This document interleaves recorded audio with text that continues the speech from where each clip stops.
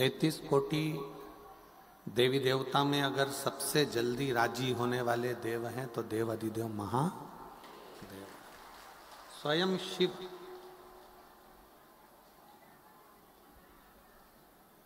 और इसका प्रमाण स्वयं गुरु नानक देव जी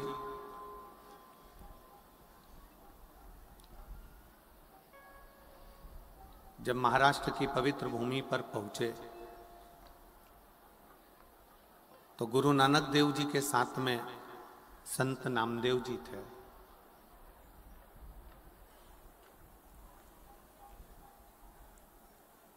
ओंडा नागनाथ में गुरु नानक देव जी भी बैठ गए और संत नामदेव जी भी बैठ गए।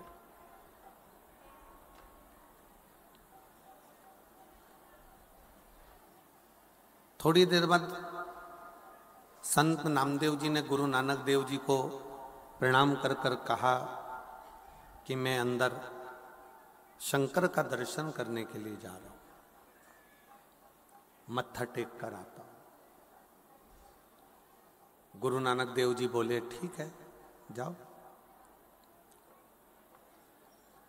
अब संत नामदेव जी जब मत्था टेकने के लिए नागनाथ के मंदिर में, शंकर जी के मंदिर में पहुंचे तो वहीं पर भक्ति में इतने लीन हो गए कि वो भजन गाने लगे, नाचने लगे, कूदने लगे।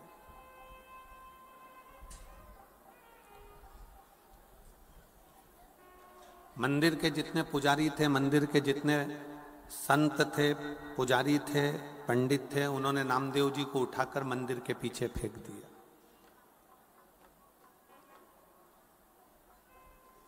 और मंदिर के पीछे उनको ले जाकर फेंका। नामदेव जी की आंख में आंसू भर गया, नामदेव जी की आंख से आंसू बहने लगा, नैनों से नीर बह रहा। गुरु नानक देव जी ने नामदेव जी से पूछा कि तुम रोते क्यों, किस लिए, तुम्हारे रोने का कारण क्या है? नामदेव जी बोले कि मुझे मंदिर में से बाहर निकालकर पीछे पटक दिया। गुरु नानक देव जी ने नामदेव जी से कहा, अगर शंकर के प्रति तुम्हारा विश्वास है, सारे देवों में सबसे सरल देव हैं देव अधिदेव महादेव। अगर तुम्हारा विश्वास पक्का है ना नामदेव, तो शंकर भगवान तुम्हारे लिए मंदिर का दरवाजा भी बदल सकते हैं। और आज भी भारत की भूमि पर एक मंदिर ऐसा है ओंडा नागनाथ का, जहां पर नामदेव जी ने गुरु नानक देव जी का कहना माना और भगवान शंकर की भक्ति में ऐसे लगे कि मंदिर का दरवाजा भी बदल गया। नामदेव जी जहां थे वहां हो गया और मूल स्थान पीछे हो गया।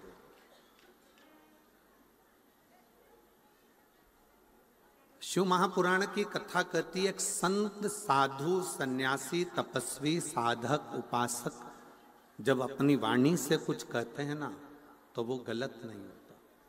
जैसे अभी श्री माननीय गोपाल जी कांडा जी कह रहे थे कि संत ने 2 रोटी दी और चटनी दी कि इससे खा ले। अब समझने वाला समझ जाता कि वो 2 रोटी नहीं, 2 बालक ही एक संत ने गोदी में डाल दिए हैं कि ये 2 गोदी में बालक आ गए।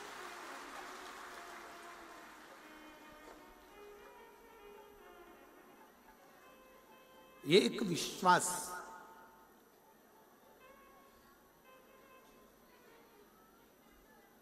आज भी भारत की भूमि पर ऐसा मंदिर है ओंडा नागनाथ का, महाराष्ट्र में, जो मंदिर उल्टा है, बिल्कुल विपरीत।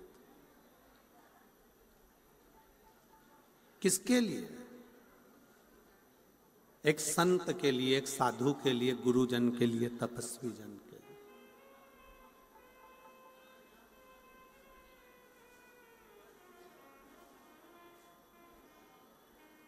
एक साधक के लिए, एक उपासक के लिए और आपके विश्वास के लिए।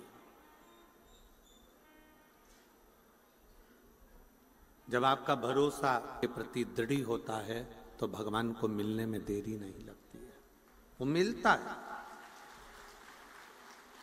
अब कोई कहे कि हम तो इतने दिन से जल चढ़ा रहे हैं, या इतने दिन से भजन कर रहे हैं, या इतने दिन से पूजन कर रहे हैं, या इतने दिन से आराधना कर रहे हैं, अर्चना कर रहे हैं, पर वो आने में इतनी देरी क्यों कर देता?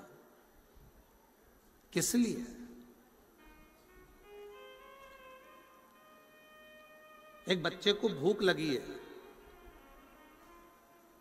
छोटा सा बच्चा है, भूख बहुत तेज लग रही है, मां के हाथ में दूध की बोतल रखी है, बच्चे को दूध नहीं पिला रही है, बच्चा रो रहा है, बिलख रहा है, बहुत रो रहा है, तो भी मां उस बच्चे को दूध नहीं पिला रही। पास में बैठी हुई एक महिला ने कहा, तुम्हारा बच्चा बिलख बिलख के रो रहा है, तुम इसको दूध क्यों नहीं पिला देते? तुम इसको दूध पिला दो, तुम्हारे हाथ में ये बोतल में दूध रखा हुआ है और तुम पिला नहीं रही हो। पूरी ट्रेन में जितने लोग सफर कर रहे थे उनने कहा कि इस बच्चे को दूध पिला दो, तुम्हारे बोतल में रखा हुआ है, पर मां अपने बच्चे को दूध नहीं पिला रही, बच्चा बिलख बिलख कर रो रहा। क्यों? उस मां से पूछा गया कि तुम अपने बच्चे को दूध क्यों नहीं पिला रही हो? तब मां ने कहा, यह दूध बहुत गर्म है, अगर मैं अपने बच्चे को पिलाऊंगी तो उसका मुख जल जाएगा, इसलिए मैं उसको दूध नहीं पिला रही, इसलिए मैं उसको दूध नहीं पिला रही, ये बहुत गर्म है। दूध ठंडा हुआ, मां ने दूध बच्चे को दिया, बच्चे ने पिया, बच्चा दूध को पी लिया। दूध ठंडा कर कर मां अपने बच्चे को देती है। आपने अभी की अभी मांगा कि भगवान मुझे ये दे दो, भगवान मुझे वो दे दो, भगवान मुझे ये दे दो, और भगवान के देने में अगर देरी हो रही है तो भगवान को धन्यवाद देना कि तू मेरा बाप है, तू अच्छे से जानता है कि मेरे लिए क्या अच्छा होगा और क्या बुरा होगा।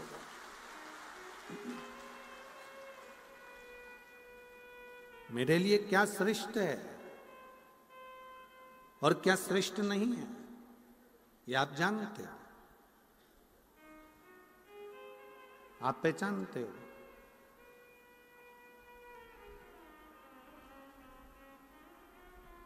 हो सकता है कि भगवान कुछ देना चाहता हो, देते देते हाथ को रोक लेता हो, समझ लेना कि कुछ उसमें विद्वत्ता हो,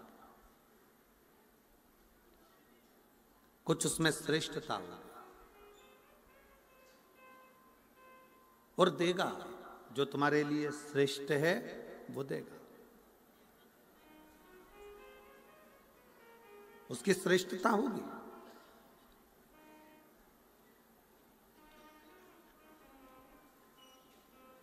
तेरे मंदिर में आना मेरा काम है और मेरी बिगड़ी बनाना तेरा काम। आप जब भगवान के दरवाजे पर पहुंचते हो, भगवान के मंदिर में पहुंचते हो, भगवान की चौखट पर पहुंचते हो, भगवान की शरणागति में जब आप जाते हो, तो भगवान समझ लेता है कि तुम क्यों आए, किस लिए पहुंचे।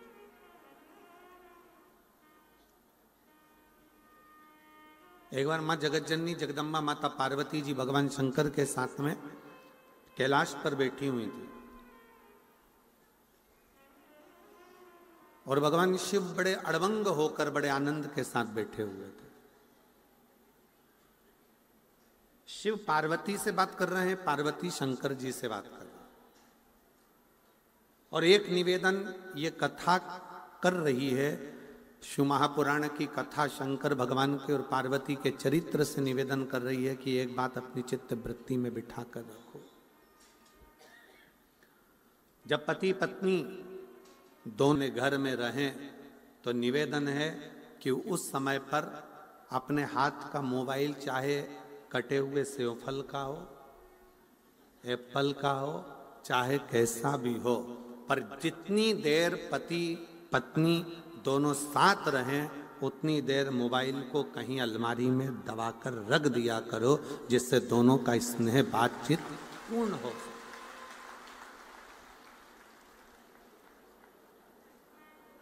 हमने पहले भी एक कथा में कहा है कि मोबाइल जब से आया है इसने बहुत सी चीजों को बंद कर दिया।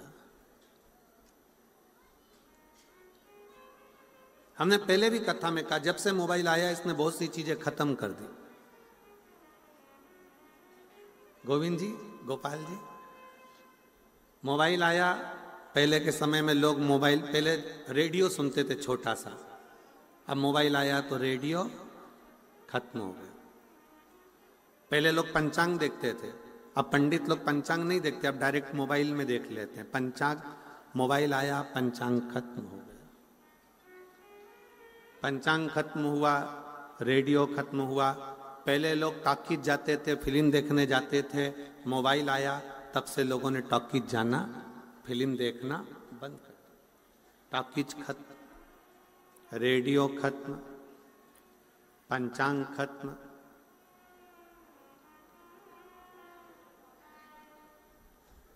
पहले लोग पत्र का इंतजार करते थे, अब मोबाइल पे बात करते हैं तो पत्र भी खत्म। मोबाइल आया, रेडियो खत्म हो गया, फिल्म खत्म हो गई, यहाँ तक कि पंचांग खत्म हो गए। और बचा कुचा था, पहले लोग टॉर्च लेकर चलते थे, जब से मोबाइल आया तब से टॉर्च भी खत्म हो गई। मोबाइल आने से टॉर्च खत्म हो गई, रेडियो खत्म हो गया, सब कुछ खत्म हो गया। और वही मोबाइल जिस दिन तुम्हारी पत्नी के हाथ में आ गया तो तुम भी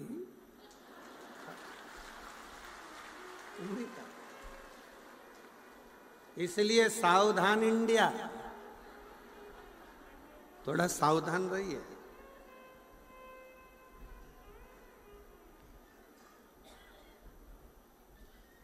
शंकर पार्वती जी का चरित्र कर रहा है, भगवान शिव और पार्वती जी का संवाद कर रहा है। शंकर पार्वती जी जितनी देर साथ में बैठते हैं उतनी देर व्यर्थ की बातों को छोड़,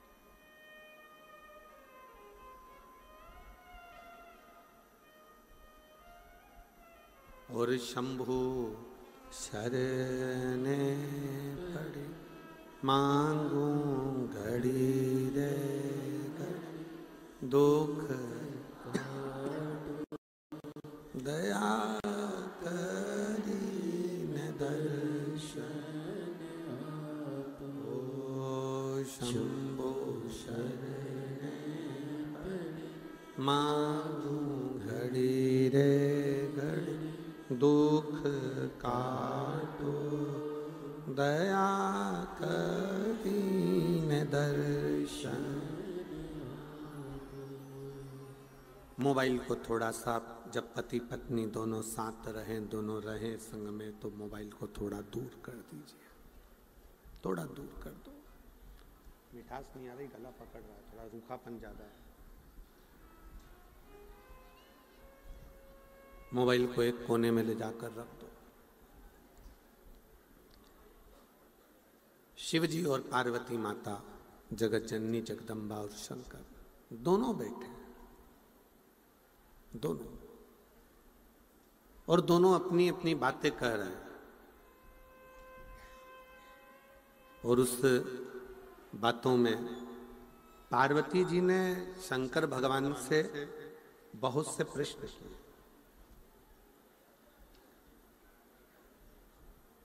बहुत से प्रश्न।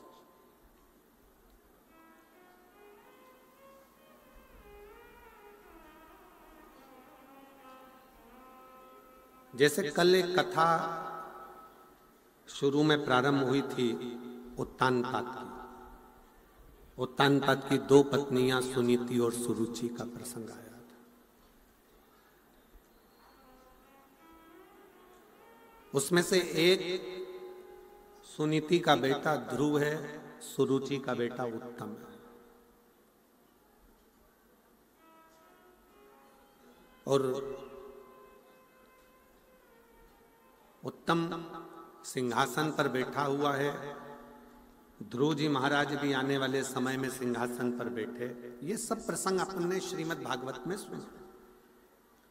पर उसके बाद का जो प्रसंग है कि उत्तम की जो धर्म पत्नी है, जिसका नाम बहुला है, वो अपने पति का सम्मान नहीं करती है, सत्कार नहीं करता, आदर नहीं करती। अब एक दिन उत्तम को ये बात का बड़ा दुख हुआ कि मेरी पत्नी मेरा सम्मान नहीं करती है, सत्कार नहीं करती है, आदर नहीं करती है, तो उन्होंने उस पत्नी को वन में भेज दिया। वो वन में चली और भ्रमण करती रही। भ्रमण करते करते वो पत्नी उत्तम की नागलोक में पहुंच गई और वहां एक सखी उसकी बन गई जिसका नाम था नंदा। पति ने धक्के मारकर निकाल दिया था। वो आदर नहीं करती थी, सम्मान नहीं देती थी, शब्द ठीक नहीं बोलती थी, तो उसको निकाल दिया। नंदा एक दिन बैठी हुई थी और नंदा के मन में जैसे शंकर भगवान माता पार्वती जी के साथ कैलाश पर बैठे हैं और दोनों आपस में चर्चा कर रहे हैं, बातें कर रहे हैं, वैसे ही बहुला ने नंदा से कहा कि मेरे पति ने मुझे निकाल दिया क्योंकि मेरी वाणी ठीक नहीं है, मेरे शब्द ठीक नहीं।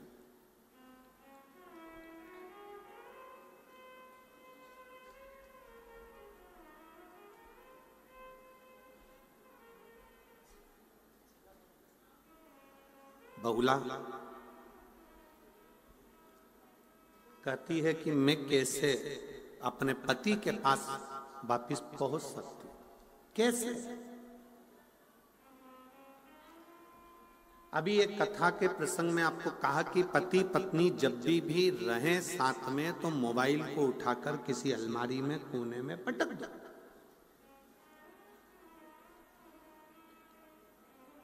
मैसेज करने वाले ने मैसेज करा है तो वो बाद में देख लेना। जब पति दुकान जाए, ऑफिस जाए या कहीं कोई काम में है तो आप अपना मोबाइल खोलो, देख लो, मना नहीं है, मैसेज तो कहीं जाने वाला नहीं।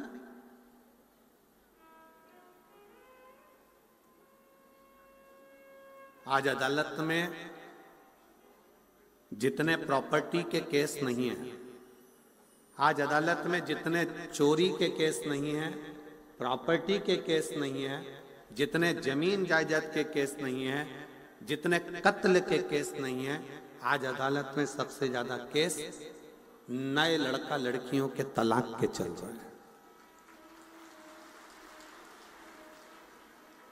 आज अदालत में सबसे ज्यादा केस अगर चल रहे हैं तो वो तलाक के चल रहे हैं।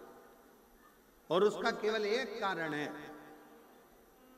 शादी तो हो जाती है पर हृदय मिल नहीं पाता, क्योंकि हृदय तो वो दिन रात को सो रहे हो तो मोबाइल में मैसेज चल रहे हैं, इंस्टाग्राम चल रहा है, फेसबुक चल रहा है, यूट्यूब चल रहा है, ये चल रहा है, वो चल रहा है। थोड़ा सा आप सबको मालूम है, लड़की और लड़के की जब शादी होती है तो सबसे ज्यादा जेवर माँ बाप अपनी बेटी को देते हैं और सबसे ज्यादा जेवर सास ससुर अपनी बहू को देते हैं। मालूम है कि नहीं मालूम है? जम के तो बोलो जरा। सास ससुर ने और माँ बाप ने सबसे ज्यादा जेवर सास ससुर बहू को दे रहे हैं और माँ बाप भी अपनी लड़की को दे रहे हैं। लड़के को क्या देंगे? ज्यादा से ज्यादा एक ब्रेसलेट दे देंगे, चेन दे देंगे, अंगूठी दे देंगे, थोड़ा बहुत पहनने का सामान। लड़की को हार भी दिया है, लौंग भी दिया है, नाक की बेंदा भी दिया है, पायल भी दी है, करदोनी भी दी है, और माँ बाप ने भी दिया और सास ससुर ने भी दिया। कभी आपको मालूम है क्यों दिया जाए, किस लिए दिया, क्या कारण है? जो लड़की के माता पिता बेटी को थोड़ा सा सोना चांदी का जेवर बनाकर, रकम बनाकर देते हैं, और घर के जब लड़के की तरफ से भी जेवर जाता है तो हार पाटली सामान सब सोना चांदी का जाता है कि हमारी बहू को दिया जा रहा है। क्यों? उसका केवल एक कारण है, लड़की के माँ बाप जब लड़की को सोना देते हैं या जेवर देते हैं तो देने का कारण केवल इतना सा रहता है, साहब मेरी बेटी ये जो जेवर दिया है ना इससे भी ज्यादा कीमती है, इसलिए इस जेवर का कोई मायना नहीं, इसलिए इस जेवर को दिया जा। ये जेवर हमने इसलिए दिया है कि ये मेरी बेटी के आगे शून्य है, ये लड़की के माँ बाप जेवर देकर कहते हैं कि ये जेवर के आगे मेरी बेटी प्रथम है, ये जेवर शून्य है।